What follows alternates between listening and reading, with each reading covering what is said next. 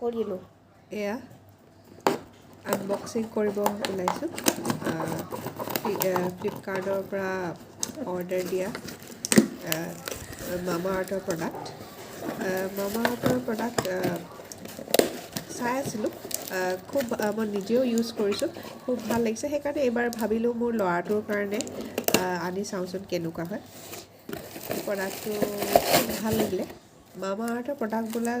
বাচ্ছাৰ কাৰণে খুব ভাল জেণ্টেল হয় ক্লিনজিং ভাল কৰে ডাৰ্মাটলজিকেলি টেষ্টেড হয় চাৰ্টিফাইড নন টক্সিন হয়